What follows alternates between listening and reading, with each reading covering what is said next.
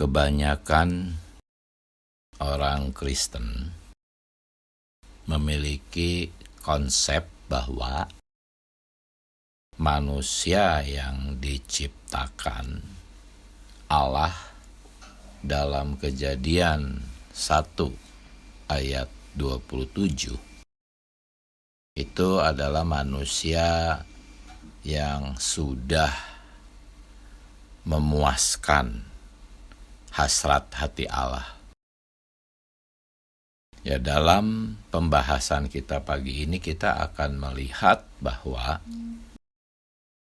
manusia yang Allah ciptakan dalam Kejadian pasal 1 ayat 27 itu sebetulnya belum sesuai ya, atau belum mencapai standar yang Allah rencanakan di ayat 26. Ya, mari coba kita simak pembahasan ini agar kita bisa melihat prosedur apa yang harus dilewati supaya manusia itu bisa mencapai standar Allah seperti yang Allah rencanakan di dalam Kejadian 1 ayat 26, yaitu manusia yang memiliki gambar dan rupa Allah. Amin. Hari ini kita akan membicarakan tujuan Allah menciptakan manusia. Semoga setelah kita melihat perkara ini, kita jadi jelas tujuan hidup kita dan kita bisa berguna di tangan Allah. Nah, saudara-saudari, pada sesi pertama dan sesi kedua, kita sudah melihat Kejadian pasal 1 mulai dari ayat 2b sampai dengan 31. Nah, sekarang kita akan masuk ke sesi 3.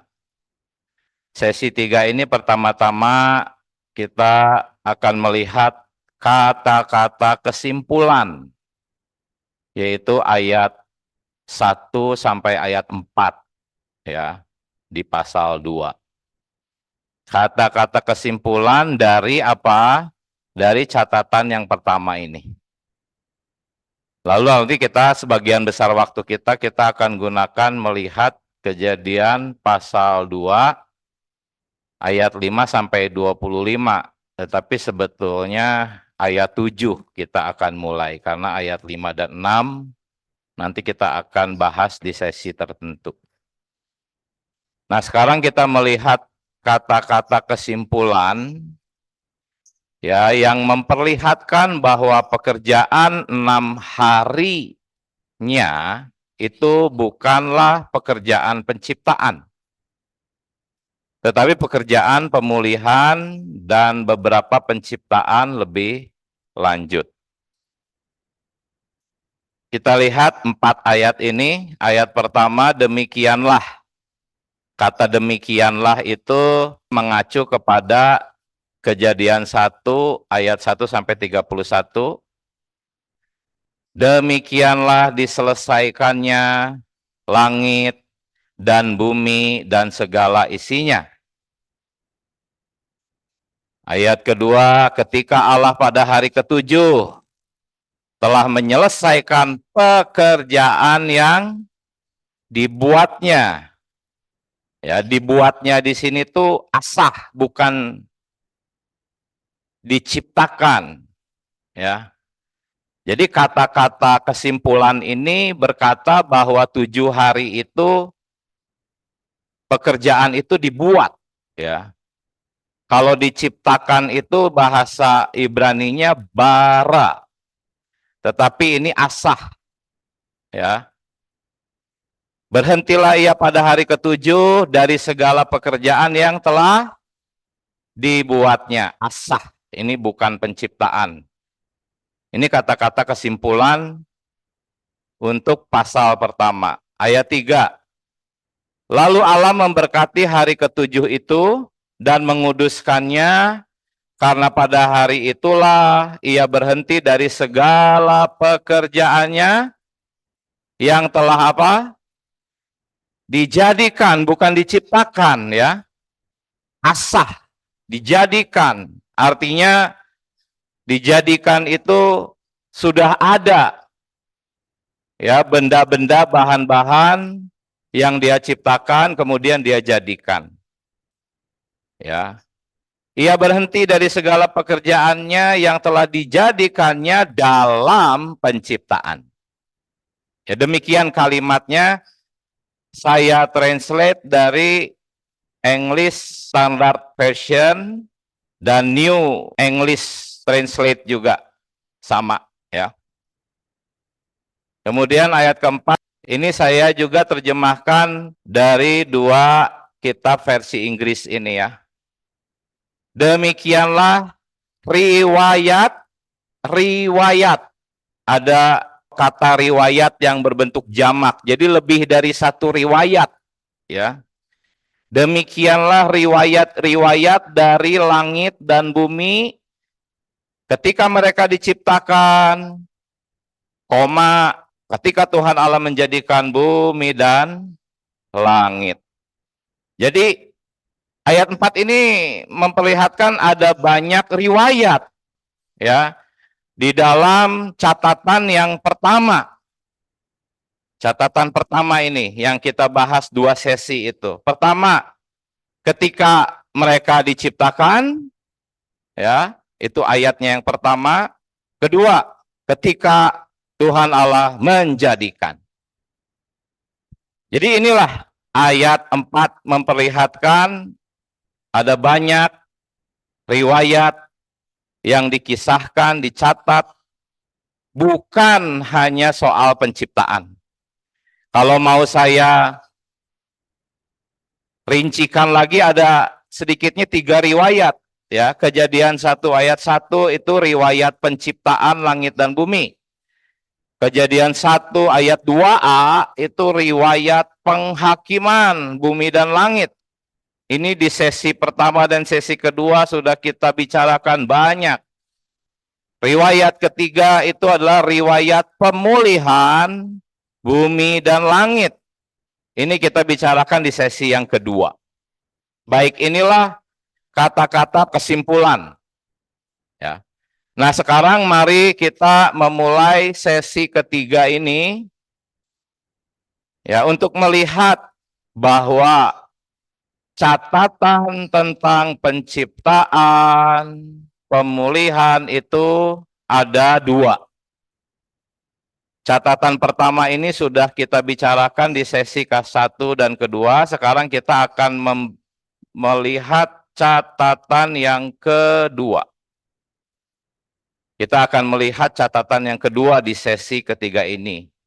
Catatan pertama itu tentang pemulihan bumi dan langit, ditambah penciptaan lebih lanjut. Kita sudah lihat bahwa dalam 6 hari, baru di hari kelima ada penciptaan. Di hari pertama sampai hari keempat itu hanya ada pemulihan. Nah, sekarang di catatan kedua, kita akan melihat prosedur ya. Prosedur untuk menjadikan manusia segambar dan serupa dengan Allah. Karena di catatan pertama ini, ciptaan utama Allah adalah manusia. Tetapi hanya di catatan kedua kita bisa melihat rinciannya. Ya, saya akan membandingkan 2 catatan ini. Ya. Jadi ini catatan pertama, ini catatan kedua. Ya. Catatan kedua itu bukan lanjutan dari catatan pertama. Ingat, catatan kedua itu bukan lanjutan, tetapi suatu pengulangan yang memperlihatkan prosedur. Jadi catatan pertama itu rencana dan keinginan Allah. Ya. Setelah rencana dan keinginan Allah ini disampaikan di sini, catatan kedua mencatat prosedurnya. Prosedur untuk menggenapi rencananya. Jadi ini bukan lanjutan, ya, melainkan sebuah pengulangan yang memperinci catatan pertama. Coba lihat, saya tidak akan mengajak saudara-saudari membaca ayat ini. Makanya saya buramkan ini, perhatikan saja yang merah ini. Dalam catatan pertama, ya, Allah memulihkan terang, cakrawala, daratan, tumbuh-tumbuhan, dua benda penerang, bintang-bintang, makhluk hidup di dalam air, yaitu diciptakan, burung, ternak, binatang liar, binatang melata, dan terakhir manusia. Ini catatan pertama. Banyak kita melihat pemulihan dan penciptaan. Tetapi perhatikan di catatan kedua. Catatan kedua hanya mencatat perkara Allah mengurus manusia. Mulai dari penciptaannya, ya, sampai nanti kita melihat bagaimana proses atau prosedur Allah untuk menggenapkan rencananya. Di sini sudah tidak ada lagi terang, cakrawala, binatang, ikan, burung, udah nggak ada. Ini hanya ada apa? Manusia, manusia, manusia, manusia, semua manusia. Ya. Tetapi penciptaan manusia disebut kembali di catatan kedua ini, gitu. Di catatan pertama penciptaan manusia itu di ayat 26-27. Di catatan kedua, nanti kita melihat penciptaan manusia dimulai dari ayat ke-7. Jadi diulang lagi catatan tentang penciptaan manusia. Tetapi tidak lagi mengurus yang lain-lainnya selain manusia. Jadi catatan kedua ini fokus kepada manusia. Nah, di catatan pertama pun, ya, ciptaan utama Allah, hasrat hati Allah, keinginan Allah itu ada pada manusia. Sehingga kita melihat penciptaan manusia di catatan pertama itu berbeda dengan penciptaan makhluk-makhluk lainnya. Manusia begitu istimewa sehingga Allah Tritunggal perlu mengadakan rapat. Ya, baiklah kita. Nah, saudara-saudari, tetapi catatan penciptaan manusia di catatan 1 ini ringkas sekali, hanya 2 ayat, ya, sangat ringkas. Ya, itulah gunanya catatan kedua. Catatan kedua itu adalah untuk memperinci, menjelaskan lebih dalam maksud Allah, rencana Allah untuk manusia. Kalau kita hanya membaca ayat ini saja, baiklah kita menjadikan manusia menurut gambar dan rupa kita dan seterusnya, kita nggak akan bisa melihat tujuan Allah menciptakan manusia. Kita harus melihat catatan yang kedua. Nah, jadi Bible study kita pada siang hari ini adalah untuk melihat prosedur ini. Tetapi sambil membandingkannya dengan catatan pertama. Jadi seperti kita sudah sampaikan bahwa rencana dan keinginan Allah berpusat kepada manusia. Ya, baiklah kita menjadikan manusia menurut gambar dan rupa kita. Ini ayat yang sangat penting, saudara-saudari. Nanti kita akan melihat di catatan kedua bagaimana prosedurnya Allah menjadikan manusia yang segambar dan serupa dengan Allah. Ya. Kita bedah dulu ayat ini, saudara-saudari. Ini adalah ayat yang ke-26. Ini ayat yang ke-27. Ayat 26 adalah rencana dan keinginan Allah. Ayat 27-nya itu adalah informasi tentang langkah pertama. Ya, langkah pertama yang Allah lakukan yaitu menciptakan manusia. Coba diperhatikan. Rencana dan keinginan Allah adalah menjadikan. Oke? Bukan menciptakan. Rencana dan keinginan Allah itu menjadikan, bukan menciptakan. Ya. Menjadikan manusia menurut apa?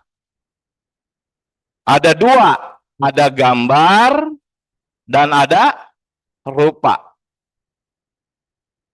Manusia yang memiliki gambar dan rupa itu bukan diciptakan, saudara-saudari, perhatikan, tetapi dijadikan.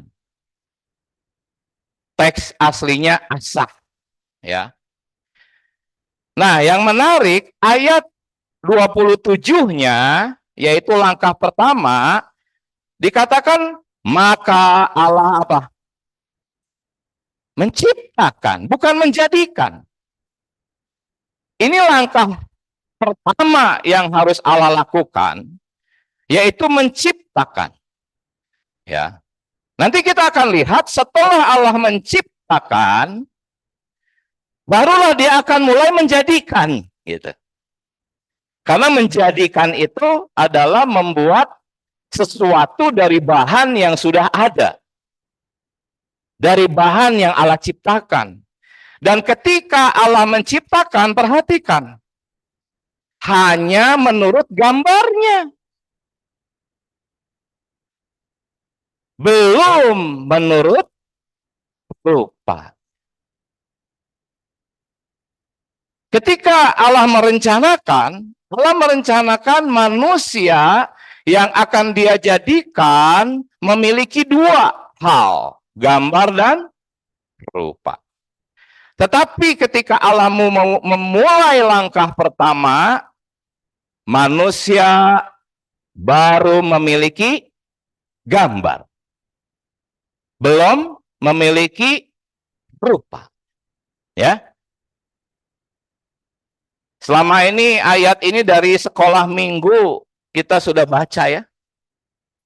Pernah perhatikan ini?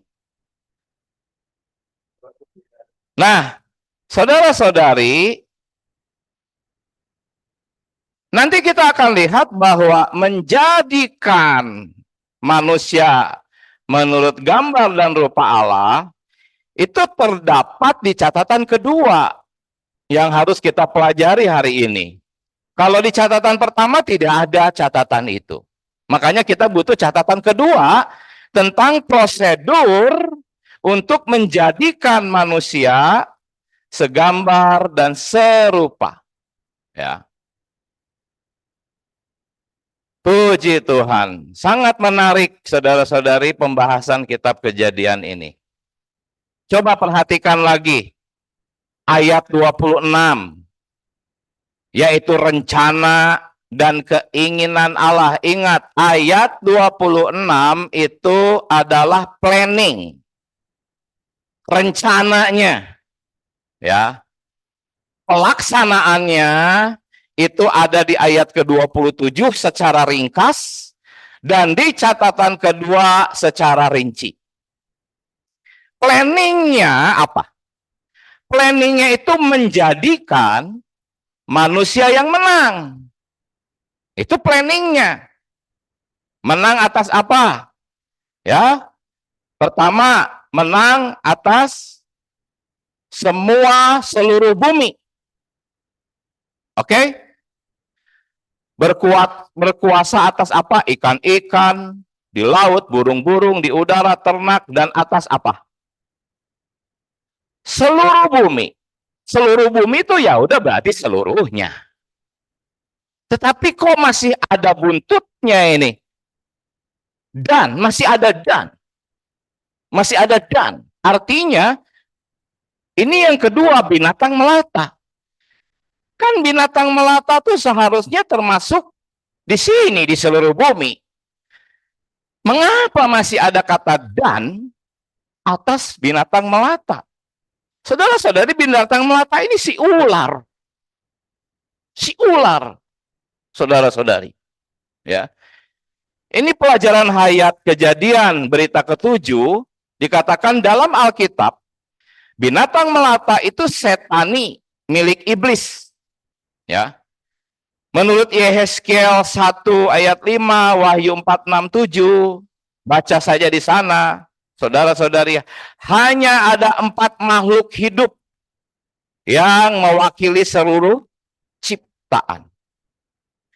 Dan yang ada di depan tahta Allah. Hanya 4 yang berkenan. Yaitu elang, lembu, singa, dan manusia. Tidak ada binatang melata, itu nggak ada. Karena binatang melata itu sebetulnya lambang dari hal-hal satani. Milik iblis. Ya, itu mewakili ular dan kalajengking. Ya. Nah, saudara-saudari, jadi coba perhatikan, ini baru planning, rencana dan keinginan Allah, yaitu manusia yang menang. Menang, yaitu menguasai bumi, dan menang atas ular. Menang atas iblis. Ini planningnya. Ya. Tetapi di ayat ke-27, ya, Allah menciptakan manusia baru menurut gambarnya. Kira-kira manusia yang diciptakan Allah ini, yang hanya menurut gambarnya, bisa menang atau kalah? Ya, kita seringkali mendengar bahwa ketika manusia diciptakan, wah, Allah sudah puas, gitu kan? Allah sudah puas. Siapa bilang? Faktanya kan setelah selesai diciptakan, kalah. Hah? Jatuh. Hah? Kenapa? Karena manusia di ayat 27 ini belum jadi. Belum jadi. Kita tahu faktanya kok. Kalah langsung.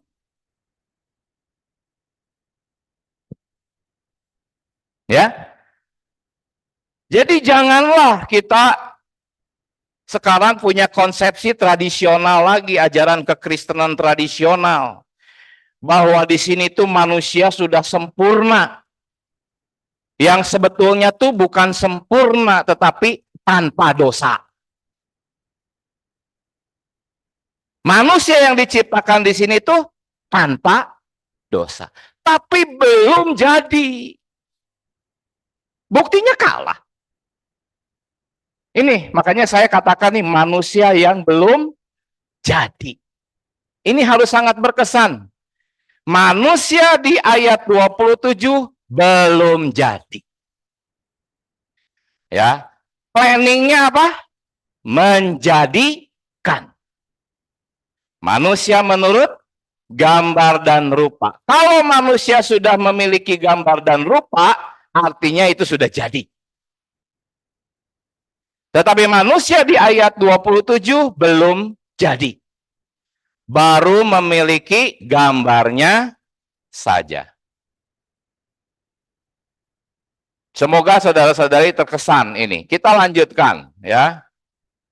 Nah, jadi pertanyaannya, mengapa manusia yang diciptakan dalam gambar Allah ini dapat dikalahkan oleh ular?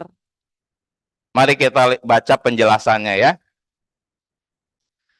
Saya akan bacakan, saudara-saudari simak sesuai dengan apa yang saya bacakan, jadi bisa mengikuti. Kristus adalah gambar Allah yang sesungguhnya, sedangkan manusia yang diciptakan menurut gambarnya itu hanya gambaran luaran dari Kristus. Ya, kita lihat. Kolose 1 ayat 15. Ya, kita bisa tahu dari ayat ini bahwa Kristus adalah gambar dari Allah yang tidak terlihat. Allah itu nggak kelihatan. Dan Kolose 1 ayat 15 mengatakan bahwa Kristus adalah gambar Allah yang nggak kelihatan itu. Yaitu gambar batin Allah yang tidak kelihatan. Kalau Ibrani 1 ayat 3 mengatakan itu perwujudan Allah. Jadi Kristus itu adalah gambar Allah. Dan manusia juga diciptakan menurut gambar Allah. Tetapi ada perbedaan antara gambar Allah pada Kristus dan gambar Allah pada kita. Perhatikan, Kristus adalah gambar yang sesungguhnya, ya, dari batin Allah. Jadi Allah sendiri terekspresi. Itu gambar yang sesungguhnya, itu artinya Allah yang gak kelihatan itu terekspresi. Gambar sungguhan. Ya, Allah itu tidak kelihatan, tetapi Kristus mengekspresikannya. Sedangkan gambar Allah pada manusia di Kejadian 1 ayat 27 yang diciptakan menurut gambar Allah itu bukan gambar Allah yang sesungguhnya seperti yang Kristus miliki. Ini perbedaan kata gambar atas Kristus dan gambar atas manusia. Perhatikan ya. Manusia diciptakan menurut gambar Allah berarti manusia diciptakan menurut Kristus. Karena gambar Allah di sini itu Kristus. Jadi manusia diciptakan menurut gambar Allah. Siapakah gambar Allah? Gambar Allah adalah Kristus. Jadi manusia itu diciptakan menurut Kristus. Manusia diciptakan menurut Kristus, ya, adalah dengan tujuan supaya Kristus dapat masuk ke dalam manusia dan diekspresikan melalui manusia. Manusia adalah wadah untuk mengekspresikan Kristus. Saudara-saudari, Kristus itu seperti tangan asli, yaitu Allah yang sejati, sedangkan manusia itu adalah sarung tangannya. Sarung tangan itu memiliki gambar tangan, kan? Ya. Tetapi sarung tangan itu bukan tangan asli. Itulah yang dimaksud manusia diciptakan menurut gambar dari Allah, yaitu Kristus. Saudara-saudari, jadi manusia adalah gambar Allah yang diciptakan, tetapi Kristus adalah gambar Allah yang bukan ciptaan. Karena dia itu adalah Allah.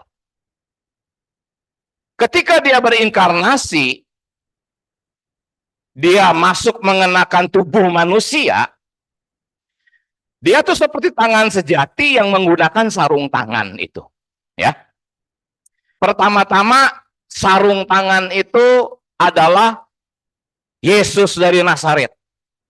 Baru satu orang. 2000 tahun yang lalu. Tetapi hari ini, setelah kematian dan kebangkitannya, kita juga merupakan sarung tangannya. Amin. Kalau saudara-saudari membaca Alkitab versi pemulihan, ya, di Kejadian 1 ayat 26 catatan 3, ya, manusia yang diciptakan adalah satu bejana hidup. Bejana itu satu gambaran lain dari sarung tangan tadi. Tapi dua-duanya sama fungsinya. Sarung tangan untuk diisi, bejana pun juga untuk diisi. Paulus berkata, harta ini ada dalam bejana tanah liat. Siapa bejana tanah liat itu? Kita. Ya, kita adalah bejana, yaitu wadah, saudara-saudari, untuk diisi oleh Kristus. Jadi, ketika manusia di ayat 27 ini, maka Allah menciptakan manusia menurut Kristus. Gambarnya, tetapi bukan gambar yang sesungguhnya, ya. Itu berarti kita tuh manusia itu baru diciptakan sebagai wadah. Inilah mengapa manusia yang diciptakan dalam gambar Allah masih dapat dikalahkan oleh ular karena belum diisi. Saya kasih dulu pendahuluan sedikit, tapi nanti fakta-fakta Alkitabnya kita akan lihat. Sebetulnya ketika Allah menempatkan manusia di depan pohon kehidupan, ya, Allah itu menginginkan manusia dengan kehendak bebasnya mengambil Allah yang dilambangkan oleh pohon kehidupan dan memasukkannya ke dalam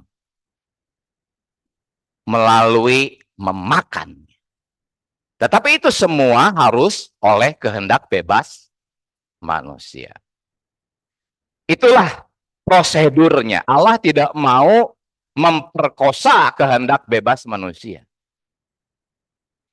Ini baru sedikit, nanti kita masuk ke uraiannya ya. Baik. Pertanyaannya dicatat dulu ya. Tapi jangan sampai lupa pertanyaannya ya. Karena penting pertanyaan itu. Amin. Nah, sekarang saudara-saudari, ini satu ayat ini tuh harus kita kupas habis-habisan. Ya. Rencana dan keinginan Allah itu adalah manusia yang serupa. Ya. Itu rencana dan keinginan Allah. Saudara-saudari, kata rupa atau serupa itu dalam teks Ibraninya demut. Saya coba terus melihat kamus demi kamus. Apa sih arti demut ini? Sampai akhirnya saya melihat di kamus Ibrani kuno. Kamus Ibrani kuno tulisannya masih dalam bentuk gambar-gambar kayak gini. Kata serupa itu, teks Ibrani kunonya itu gambar air, dan katanya ini gambar pintu. Ya, saya nggak tampilkan di sini, panjang sekali soalnya. Jadi saya sampaikan secara singkat dan lisan. Ya, air di sini menurut kamus itu mengacu kepada darah. Dan gambar pintu ini saya juga tidak terlalu paham kenapa bisa diterjemahkan sebagai pintu yang katanya bolak-balik. Jadi kayak semacam kalau digabungkan itu air yang mengalir. Gitu. Ini saya ringkas. Bagi saudara-saudari yang menyimak ini, ya, boleh membantu saya. Barangkali saya kurang lengkap, kurang tepat. Nanti bisa di kolom komentar, itu bisa disampaikan kelengkapannya. Tetapi yang saya dapatkan, kata rupa di sini, yaitu serupa, itu tuh memiliki arti ini, mengalirnya darah. Apa maksudnya? Simak terus ya. Cuman sebelum saya lanjutkan tentang itu, kita harus garis bawahi dulu bahwa kata darah di sini itu sama dengan nyawa. Menurut Imamat pasal 17 ayat 14 dan beberapa ayat lainnya, bahwa nyawa makhluk hidup itu ada dalam darah. Itulah sebabnya jangan makan darah. Nggak boleh makan darah. Nggak boleh. Itu artinya nanti nyawanya yang kamu makan. Ya itu melenceng sedikit ya.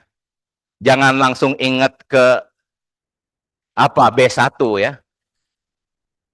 Baik, kembali. Kata rupa berarti atau prosedurnya itu harus melalui mengalirnya darah. Kata rupa di sini akan terwujud kalau ada mengalirnya darah. Kita lihat, ini juga bagian dari kamus Ibrani kuno itu. Sebetulnya panjang banget, hanya saya ambil di yang paling atas. Kata rupa di sini dijelaskan di kamus itu seperti seorang anak dari darah ayahnya. Ya, yang menyerupai ayahnya. Wow, jadi ternyata kata rupa di sini adalah seperti seorang anak yang menyerupai ayahnya. Kita tahu bahwa seorang ayah sering berkata kepada anaknya, kamu adalah darah dagingku. Gitu kan? Ya.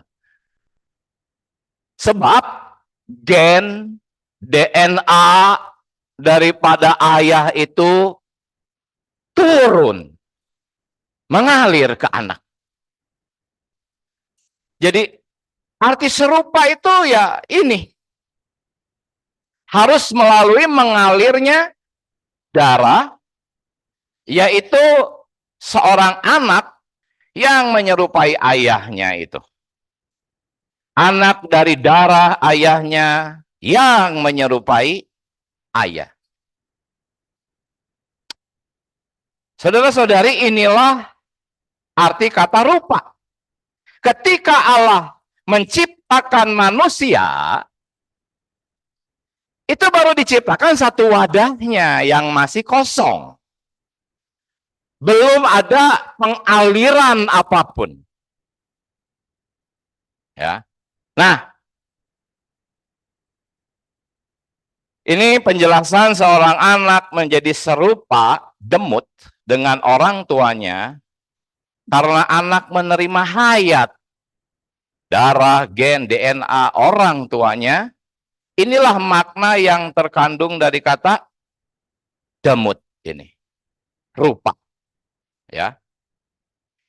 Dari sini jadi kita bisa melihat, saudara-saudari, Allah berencana menjadikan manusia yang demut, serupa dengan dirinya sendiri, dengan cara mengalirkan hayatnya. Allah harus mengalirkan hayatnya supaya manusia bisa menjadi serupa. Dia harus mengalirkan hayatnya kepada manusia yang dia ciptakan. Saudara-saudari, kenapa? Karena Allah menginginkan anak yang serupa. Ketika manusia diciptakan, di ayat ke-27 ini, manusia belum serupa. Nah, pengaliran darah ini belum terjadi ketika Allah menciptakan manusia di sini. Nah, sekarang sekali lagi, keinginan Allah adalah manusia yang serupa. Prosedurnya apa? Prosedurnya diperlihatkan dalam sebuah gambar, yaitu gambar ini. Buah anggur. Pohon anggur ya mengambil air dari tanah dan apa? Memindahkannya atau mengalirkannya. Tadi kan harus ada pengaliran darah. Ini lambang air nih. Jadi kata demut ini atau serupa itu seperti pohon anggur mengambil air dari tanah dan memindahkannya atau mengalirkannya ke buah. Kalau tadi kita membahasnya, ayah mengalirkan darahnya, gennya, DNA-nya kepada anak. Gitu kan? Tetapi di dalam gambaran ini, yang dialirkan tuh getahnya. Di mana air tersebut menjadi darah anggur. Ini saya terjemahkan dari penjelasan di Kamus Ibrani Kuno tentang kata demut, kata rupa ini. Ya. Jadi, saudara-saudari, Tuhan Yesus sendiri kan jelas-jelas menggunakan perumpamaan pohon anggur kan? Gambaran pohon anggur ini untuk apa? Tujuan kita tuh apa? Tujuan kita tuh sedang mempelajari apa? Prosedur Allah untuk menggenapi rencananya, yaitu menjadikan manusia segambar dan serupa. Dan di sini ada sebuah gambaran tentang prosedur itu, yaitu gambaran tentang pohon anggur. Gambaran tentang anak dari darah ayahnya sendiri. Ini gambaran mengenai kata serupa. Nah, kita sekarang mulai masuk ke Kejadian 2 ayat 5 sampai 25. Hanya ayat 5 dan 6 saya loncat. Akan saya bahas khusus nanti. Kita langsung ke ayat 7. Ini saya singkat. Di ayat yang ke-7, singkat ceritanya, Allah menciptakan manusia.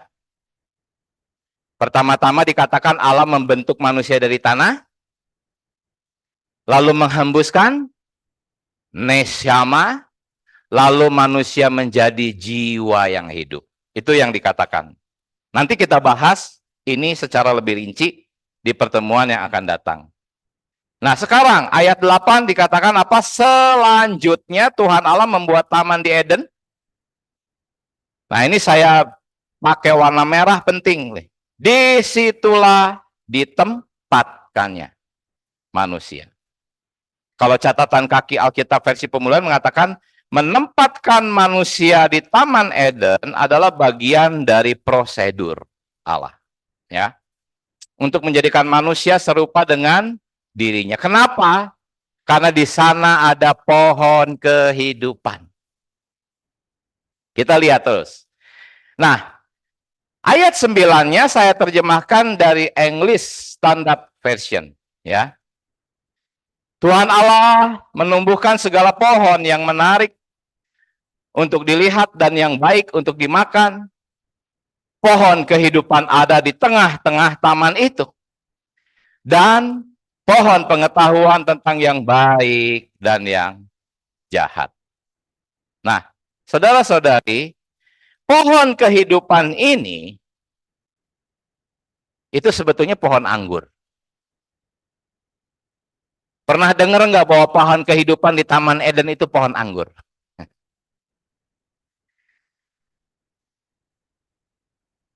Kenapa saya berani mengatakan pohon anggur? Sebetulnya bukan saya yang mengatakannya. Banyak para pelajar-pelajar Alkitab mengatakannya. Karena di Wahyu pasal 22 ayat 1 dan 2 menyebutkan juga pohon kehidupan di sana.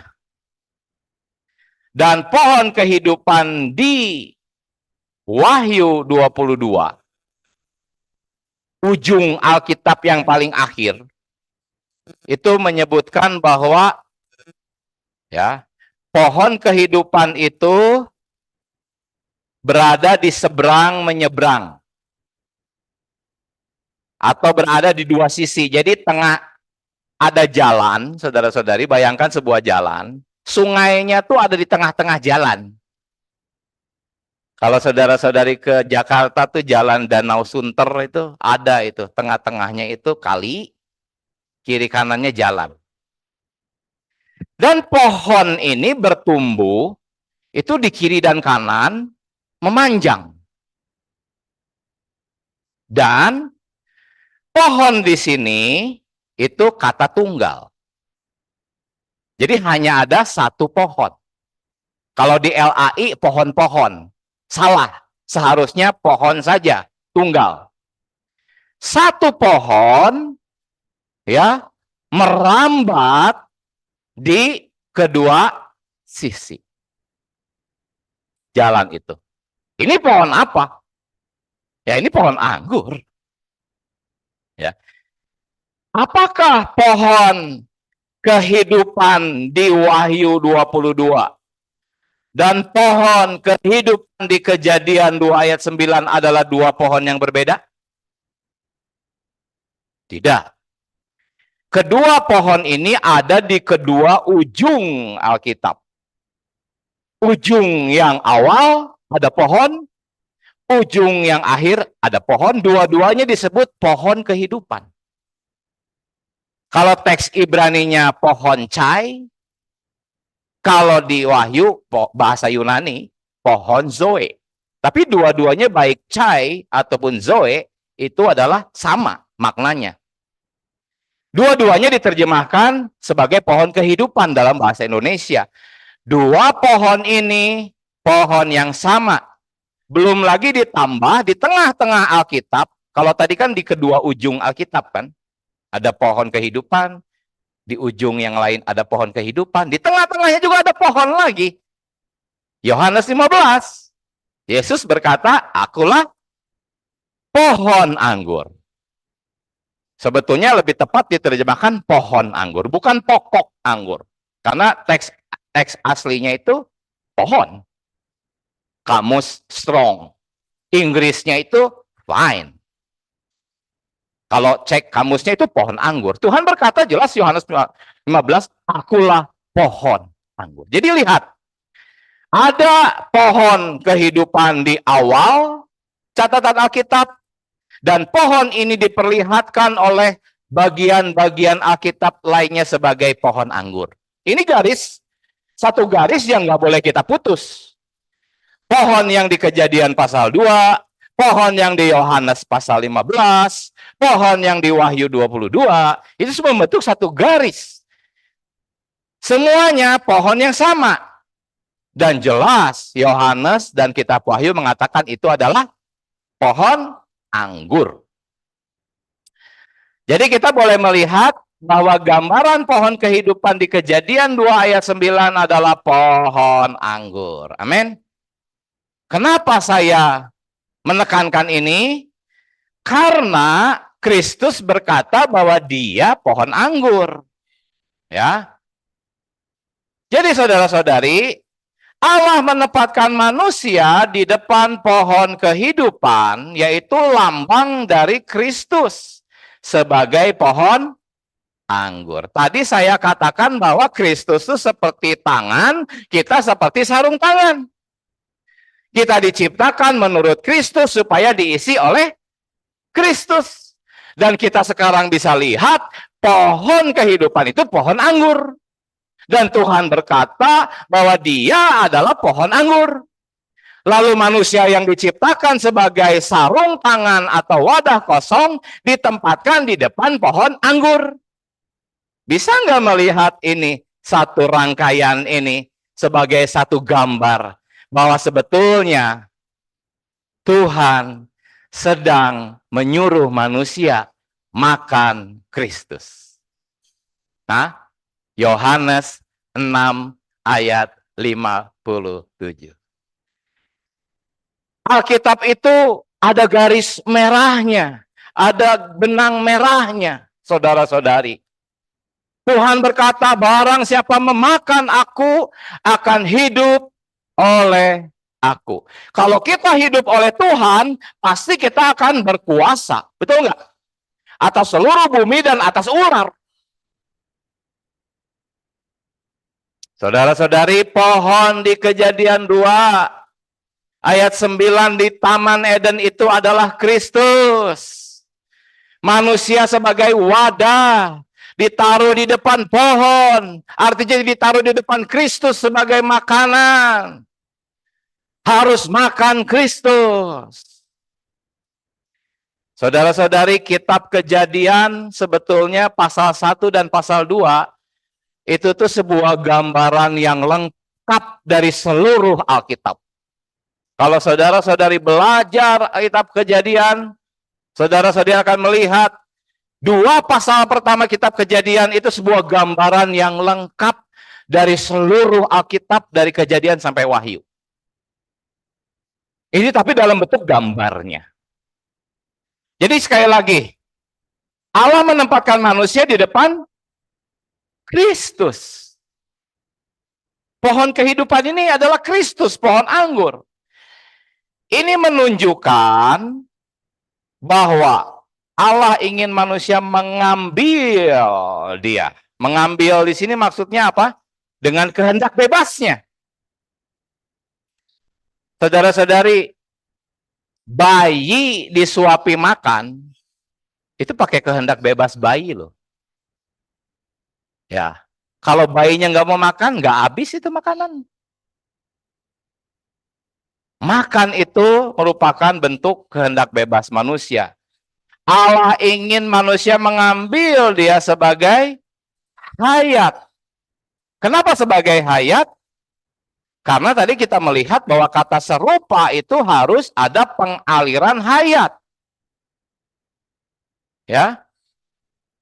Dari gambaran ini kita bisa melihat bahwa Allah ingin manusia mengambil dia sebagai hayat, yaitu kehidupannya manusia melalui makan dia secara organik, mengasimilasi dia secara metabolis, supaya Allah dapat menjadi susunan dari manusia. Ini saya susun dari catatan kaki Alkitab versi pemulihan. Makanya saudara-saudari harus punya Alkitab ini.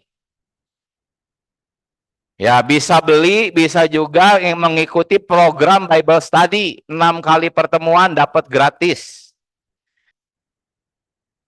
Amin. Nah, sekarang saudara-saudari, saya akan mengulang lagi mengenai Kristus sebagai lambang dari pohon anggur. Lihat, Tuhan berkata, akulah pohon. Ya, Yunaninya ampelos. Kamus Strong menerjemahkannya pohon anggur. Lalu dikatakan, akulah kehidupan. Ya, kata kehidupan di dalam kitab Kejadian itu adalah chai bahasa Ibraninya. Kata kehidupan di sini, akulah kehidupan, adalah zoe. Baik chai maupun zoe, dua-duanya sama. Sinonim. Yaitu hayat atau kehidupan. Jadi kita bisa melihat bahwa pohon kehidupan adalah Kristus. Karena Kristus sendiri berkata bahwa dia adalah pohon. Dan Kristus sendiri berkata bahwa dia adalah kehidupan. Nah, sekarang mari kita lihat di sini catatan berikutnya. Allah adalah pohon anggur. Dia ingin menyatu secara organik. Ya, inilah rencana dan keinginan Allah, yaitu manusia yang menang. Manusia yang menang ya harus menyatu dengan Allah. Allah harus, hayat Allah yang tadi kita gambarkan sebagai gen, DNA, darah orang tua itu harus dialirkan kepada anak. Sehingga ayah dan anak menyatu. Sebetulnya anak saya itu kan adalah darah saya. Perbanyakan saya. Allah ingin manusia-manusia yang merupakan perbanyakan Allah. Hah? Inilah yang Allah inginkan, saudara-saudari. Yaitu dia ingin menyatu secara organik dengan manusia yang dia ciptakan di ayat 27 ini. Di mana dia sebagai pohon dan manusia sebagai ranting-ranting yang berbuah, baik itu ranting maupun itu buah anggur, kedua-duanya itu menggambarkan manusia yang menyatu dengan Allah. Kalau saudara terus-menerus makan Kristus, seperti ranting itu menyerap getah itu. getah itu mengalir, darah anggur itu mengalir, maka nggak perlu berusaha, akan berbuah. Dan berbuah di sini, menurut Yohanes pasal 15, saudara saya pelajari itu Yohanes 15, itu buah orang. Jadi Alkitab sedemikian menjelaskan, ya, orang-orang yang segambar dan serupa dengan Allah, itu menyatu secara organik dengan pohon anggur itu.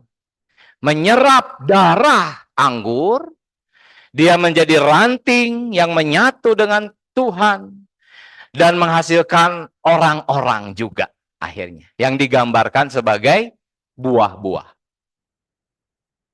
Ini sebetulnya adalah gambaran dari manusia yang segambar dan serupa rencana dan keinginan Allah.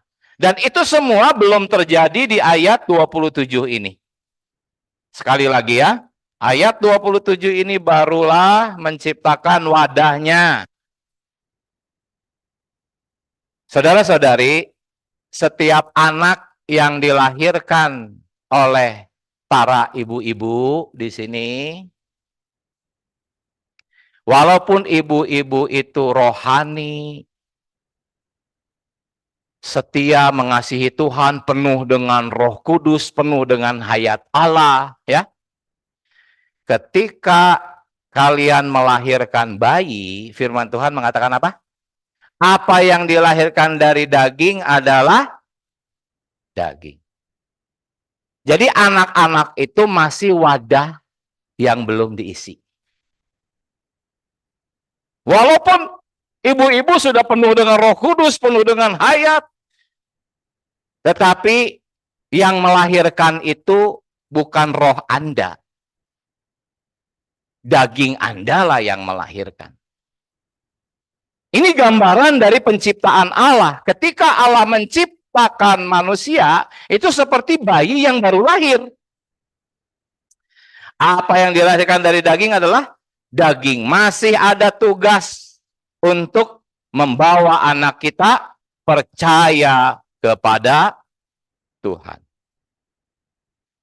Sejak mereka belum sekolah, asal sudah mengerti, saya sudah isi. Bukan saya yang mengisi, Kristus yang mengisi, tetapi saya mencoba membuka hatinya, membuka pikirannya, menyuruh mulutnya memanggil nama Tuhan. Dan akhirnya sejak kecil anak-anak sudah diisi. Itu ya. Ini ada pelajaran itu dalam gambaran di sini, saudara-saudari. Nah, sekarang saudara-saudari,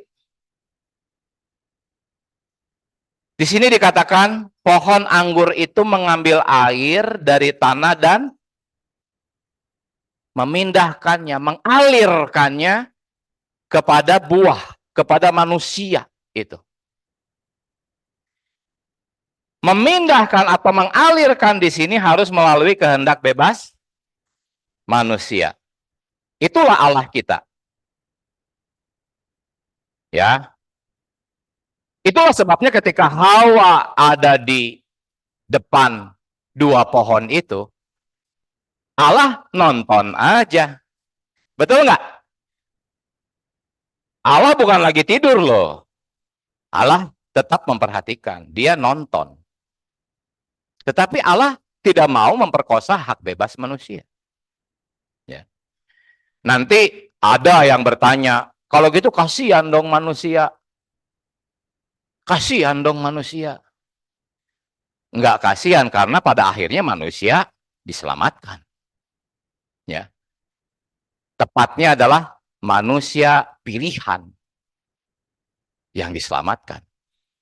Nanti ada lagi bertanya, kalau gitu kasihan dong manusia yang nggak dipilih. Wah, itu nanti ada lagi lah pelajarannya. Ya. Banyak pertanyaan, sementara jangan dulu terlalu otak ini muter ya. Pokoknya yang pasti ketika Allah menyaksikan manusia dan akhirnya manusia tertipu, kalah, Allah sih tenang aja. Karena pada akhirnya manusia diselamatkan. Ya, manusia pilihan Allah. Dan Tuhan berkata bahwa tidak ada satupun yang dapat binasa. Yohanes 10 ayat 28, 29. Nggak ada. Jadi kembali ke sini. Cara Allah mengalirkan darah ini adalah melalui kehendak bebas manusia harus memilih. Karena Allah itu tidak seperti Kim Jong-un. Kalau Kim Jong-un itu memang ada pemilu di Korea Utara, tetapi pesertanya satu orang, dia doang.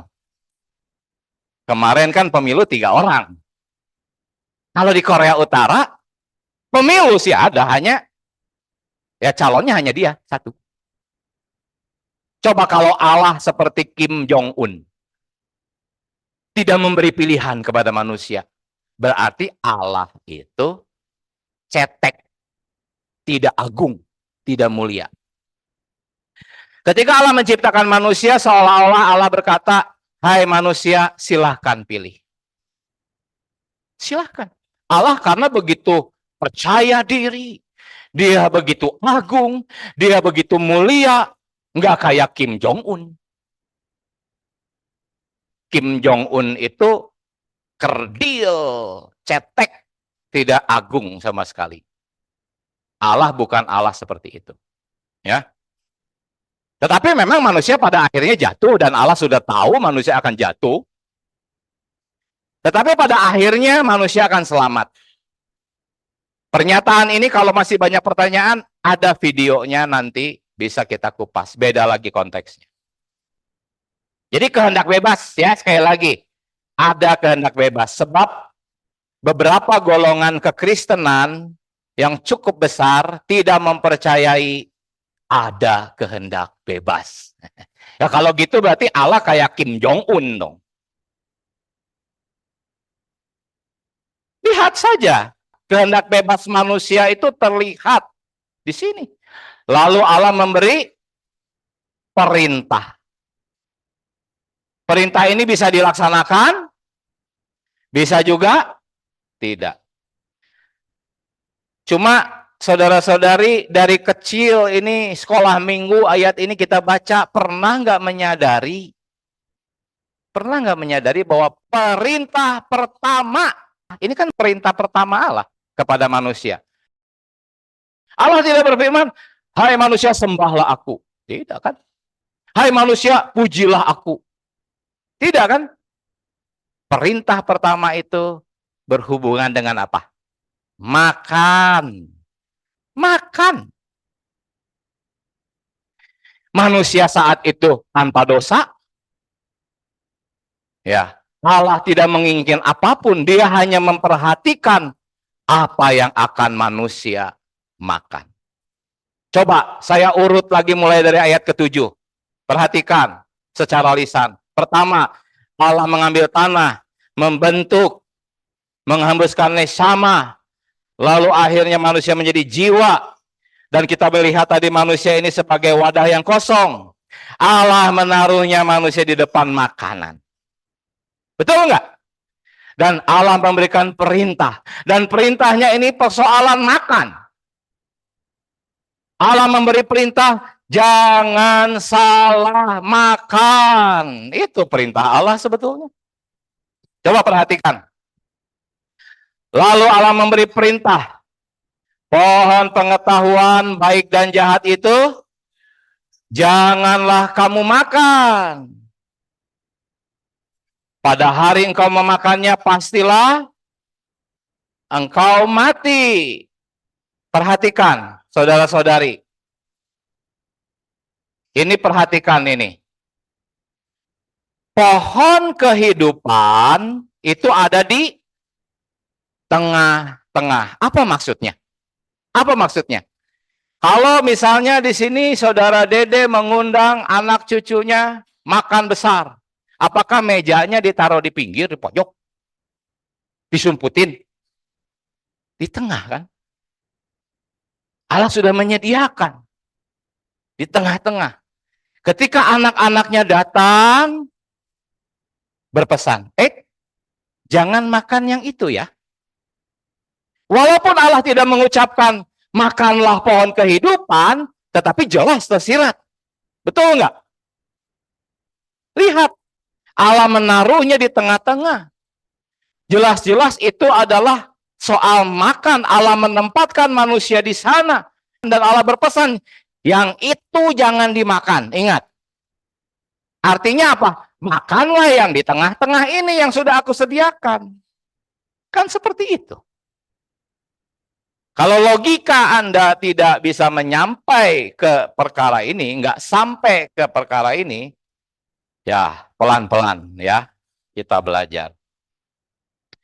Jadi pohon itu ada di tengah-tengah. Nah, saudara-saudari, kita lihat prinsipnya ternyata sama. Ini ayat yang sangat terkenal, Yohanes 1 ayat 12 dan 13. Ya. Ini dikatakan semua orang yang menerima dia diberinya kuasa. Terkenal ya ayat ini. Kata menerima itu sebetulnya mengambil. Ya. Kalau menerima kan pasif. Tetapi yang teks aslinya sebetulnya mengambil. Ini sama seperti manusia di Taman Eden disuruh mengambil buah itu. Ya. Setelah mengambil dan dimakan, maka diberinya kuasa. Kata kuasa di sini menarik. Di kamus Strong itu superhuman. Manusia super. Ketika kita makan Kristus, Kristus menyatu dengan kita, maka kita menjadi superhuman. Yang pasti akan berkuasa, betul nggak? Berkuasa atas seluruh bumi dan bahkan atas ular. Lihat, Alkitab itu ada benang merahnya. Nah, saudara-saudari, kalau kita mengambil dia sebagai makanan kita, ya, maka kita pasti akan mengalahkan si ular. Hari ini kita masih sering kalah oleh si ular ya. Kita seringkali susah mengusir kekhawatiran. Itu kalah sama si ular. Terus setelah tersinggung, lama baiknya.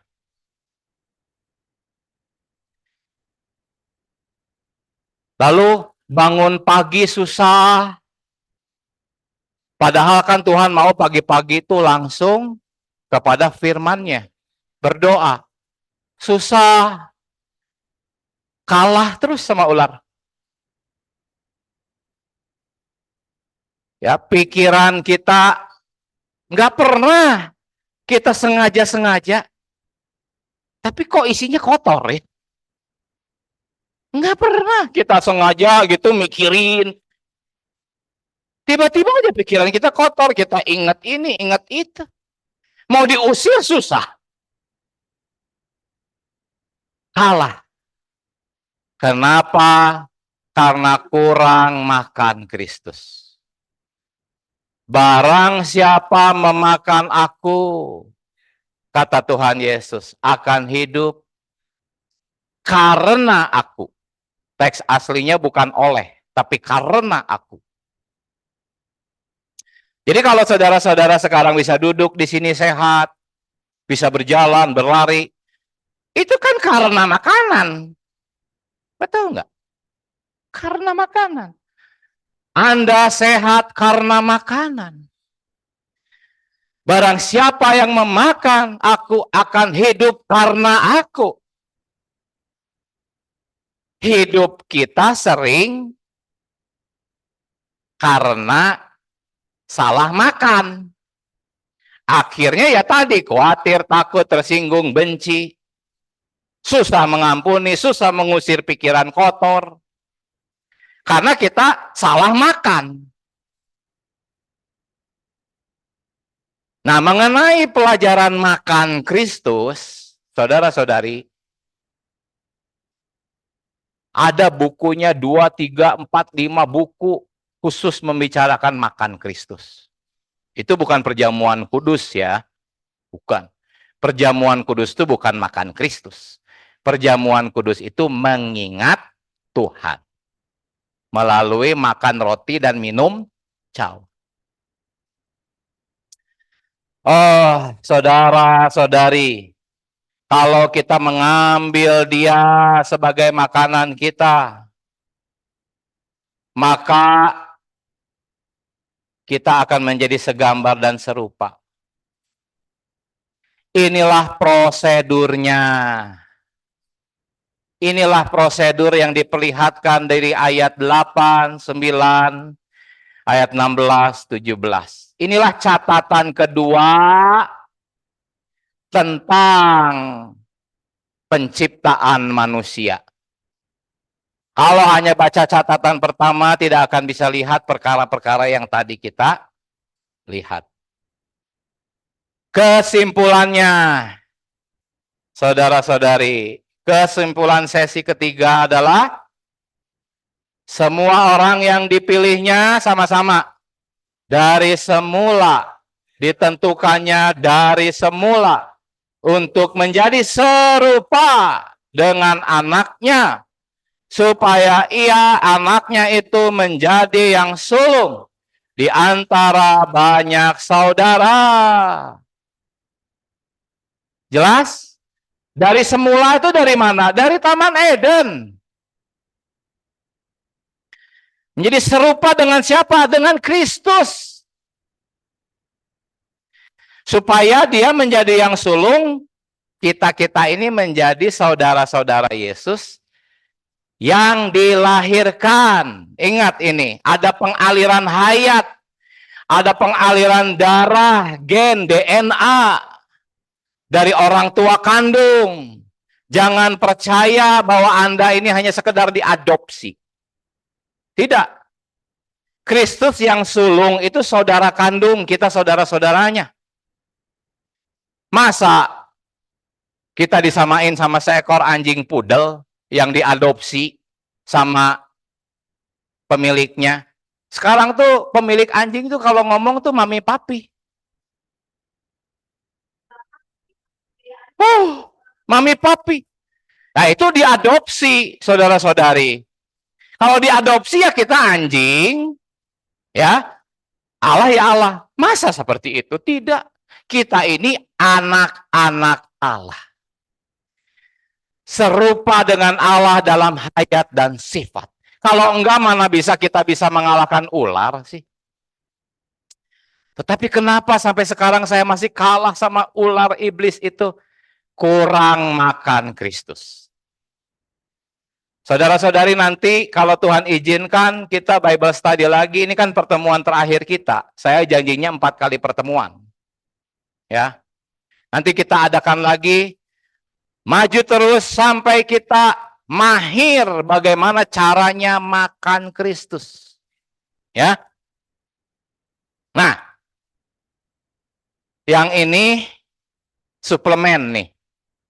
Suplemen ya. Itu ada tanda panah, ada kata titik. Maksud saya adalah saya ingin menjelaskan dan menjawab pertanyaan klasik. Pertanyaan klasik itu apa bunyinya? Kenapa Allah menumbuhkan pohon pengetahuan itu? Gitu kan? Ada yang menjawab untuk mengetes. Artinya kalau saudara-saudari menjawab itu, artinya saudara-saudari setuju bahwa Allah memang benar menumbuhkan pohon yang menimbulkan kematian itu. Tetapi dari tanda titik di sini, tetapi terjemahan Alkitab lainnya, itu koma. Hanya saya menemukan di English Standard Version, ini kata titik. Coba perhatikan. Saya mau katakan, kalau ada orang bertanya, kenapa Allah menumbuhkan pohon pengetahuan. Jangan jawab Allah mau ngetes. Artinya, oh Anda setuju dong bahwa memang benar itu Allah yang menumbuhkan. Saya mau sampaikan di sini bahwa Allah tidak menumbuhkan pohon itu. Allah tidak menumbuhkan pohon itu. Mari kita periksa. Ya, lihat. Tuhan Allah menumbuhkan segala pohon yang menarik untuk dilihat dan yang apa? Yang baik untuk Jadi yang Allah tumbuhkan itu adalah pohon yang baik untuk dimakan. Kalau pohon pengetahuan baik dan jahat, baik nggak untuk dimakan? Artinya dari sini juga udah kelihatan bahwa pohon yang tidak baik untuk dimakan, itu bukan Allah yang menumbuhkannya. Hanya saya kesulitan membuktikan ini karena ada tanda koma di Alkitab bahasa Indonesia. Bukan titik. Artinya kalau tanda koma, maka kedua pohon di sini pun sama-sama Allah yang menumbuhkan karena koma. Betul nggak? Lalu Allah menumbuhkan pohon yang baik untuk dimakan, koma. Artinya dua pohon ini pun Allah yang menumbuhkan, tetapi bersyukur. Ada satu Alkitab yang menerjemahkan titik. Nah, saya tidak memuja satu jenis terjemahan ini saja. Saya pun juga menggunakan Darby, American Standard, King James, Net, banyak lagi. Saudara-saudari, bukan karena English Standard Version ini lebih mendekati dalam perkara Allah menumbuhkan pohon ini, atau Allah tidak menumbuhkan pohon ini, bukan berarti kita hanya mau English Standard Version. Kita pakai semua terjemahan. Mana yang lebih mendekati dengan kebenaran Alkitab? Pohon pengetahuan itu sebetulnya adalah iblis. Nah, buktinya di mana? Saudara-saudari, kalau berkata pohon pengetahuan itu sebetulnya iblis. Iblis itu tidak mungkin Allah yang tumbuhkan. Tidak mungkin Allah yang ciptakan. Di mana buktinya pohon pengetahuan itu iblis? Begitu kamu makan, kamu mati. Dan kematian itu hanya bersumber dari iblis. Tidak ada sumber kematian lain selain iblis. Di seluruh Alkitab, kalau ada kematian, pasti sumbernya iblis. Dari situ sudah jelas bahwa pohon pengetahuan itu adalah iblis. Karena kalau makan, mati. Dan Allah tidak mungkin menumbuhkan pohon itu. Ada videonya, Allah tidak menciptakan iblis. Jelas bukti-buktinya di sana. Jadi sekarang kalau ditanya, kenapa ya Allah menumbuhkan pohon pengetahuan? Jawab, bukan Allah yang menumbuhkan. Amin. Jelas itu ada kata titik di sana, ada tanda titik di sana. Artinya Tuhan Allah menumbuhkan segala yang menarik untuk dilihat dan yang baik untuk dimakan, titik, sudah. Pohon berikutnya itu bukan Allah yang menumbuhkan. Memang di taman itu sudah ada dua pohon ini. Kalau begitu pertanyaannya dirubah. Kenapa Allah mengizinkan pohon itu ada di sana? Kenapa Allah mengizinkan iblis ada di sana? Gitu kan? Coba kalau iblis diblokir, nggak boleh ada di sana. Kan aman. Ya itu yang tadi, Allah bukan Kim Jong-un. Ya. Jelas. Bahkan kalau kita mau berbicara lebih jauh, kitab Ayub kan iblis jalan-jalan di surga. Ya, dia lagi mungkin mikirin apa, nggak kepikiran Ayub, enggak. Iblis saat itu. Allah yang mencolek si iblis, dicolek. Hei, lihat tuh Ayub. Baru saat itu, iblis langsung menengok Ayub. Tadinya nggak kepikiran Ayub loh. Allah punya maksud. Allah punya maksud. Mengapa iblis sampai hari ini dibiarkan? Karena Allah tidak rela memakai Petrus untuk mengkhianati dia. Tetapi harus ada yang mengkhianati dia. Kalau enggak, bagaimana dia bisa menggenapi penebusan? Sehingga iblis masih diperlukan. Hah? Iblis masih diperlukan. Hari ini, Allah tidak mau pakai malaikat Gabriel untuk kasih penyakit.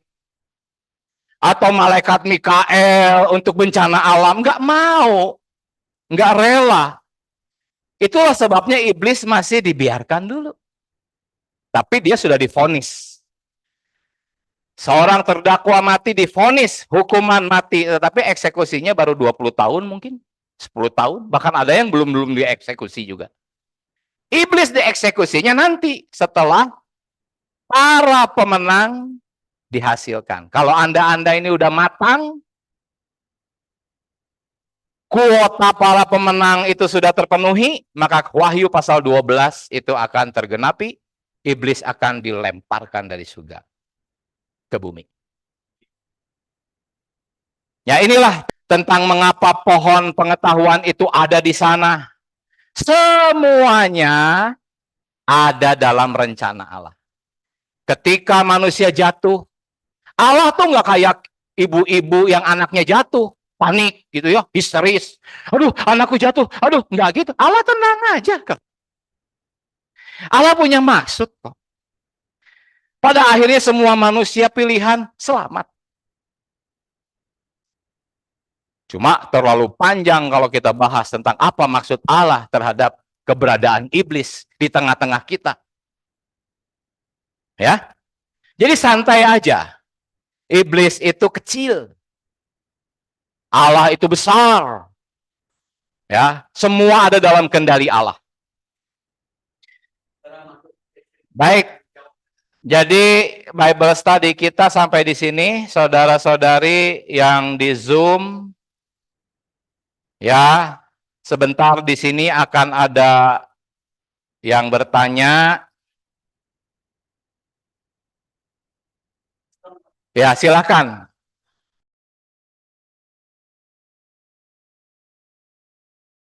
Mati di sini ya bukan mati tubuh dan jiwanya, tetapi rohnya. Rohnya itu menjadi tidak berfungsi. Nanti kita akan melihat lagi bahwa fungsi roh itu apa. Salah satunya untuk mengontak Allah. Ya, makanya Yohanes 4 ayat 24. Allah itu roh huruf besar. Barang siapa menyembahnya harus di dalam roh huruf kecil. Itulah fungsi roh untuk mengontak Allah. Nah, manusia saat itu rohnya kehilangan fungsi. Ya, tidak berfungsi, tidak bisa mengontak Allah. Kemudian apa yang dilahirkan dari roh huruf besar adalah roh huruf kecil. Artinya, roh kita dilahirkan kembali ketika kita percaya ke dalam Tuhan. Baik, silakan. Saya tadi mendengar bahwa iblis tidak diciptakan, maksudnya apa ya Pak? Masih kurang mengerti. Karena gini, pohon itu kan bukan, tadi pohon itu, pohon pengetahuan baik dan jahat itu bukan dari Allah, bukan yang menciptakan. Terus iblis tidak, Allah tidak menciptakan iblis. Sedangkan iblis itu kan awalnya dari malaikat Pak, yang diciptakan Tuhan. Saya jelaskan. Ya, terus. Jadi Allah tidak menciptakan iblis, Allah itu menciptakan malaikat. Ya. Kemudian ini nanti saya share videonya ya, saudara bisa simak. Tetapi saya secara ringkas dulu sekarang bahwa malaikat ini kan sangat cantik, ya. Jadi iblis atau Satan itu malaikat yang sangat cantik. Kalau ada gambar-gambar yang jelek, itu mengerikan, itu tipuan iblis. Nah, malaikat yang cantik ini sombong. Nah, kesombongannya itu tidak diciptakan oleh Allah. Itu oleh kehendak bebas. Nah, kesombongan ini menurut Yakobus dikandung. Kalau dikandung terus, maka dia akan lahir dosa. Gitu. Nah, proses ini mulai dari kesombongan sampai dikandung dan lahir dosa itu tidak Allah yang ciptakan. Ya. Makanya Yohanes 8 ayat 44 dikatakan kalau iblis berdusta itu dari dirinya sendiri. Ya. Nah, itu saya rasa sudah menjawab. Detailnya nanti saya bisa share videonya di grup ya, di grup Bible Study kita. Dikatakan tadi bahwa anak itu keturunan itu dari mengalir darah itu, Ya, Pak. dari pengaliran hayat. Itu kan dari bapak. Ya. Kenapa nggak dari ibu, Pak? Sedangkan ibu kan juga mengandung selama 9 bulan dan darah yang mengalir itu lebih banyak dari ibu sebetulnya, secara medis. Jadi gini, suami menikah dengan istri menjadi satu. Menjadi satu. Jadi dihitung orang tua itu sebetulnya satu. Itu menggambarkan sumber kita satu. Hanya kalau di dalam jasmani kan menjadi satu di sini tuh ya satu suami istri. Jadi nggak bertentangan. Ya. Sebetulnya Allah pun juga digambarkan sebagai seorang ibu yang menyusui. Ya, baik. Saya bukan ingin bertanya, tapi ini suatu hal yang sangat luar biasa. Kita bisa mengikuti PA ini, ada 3 hal yang saya baru dapat.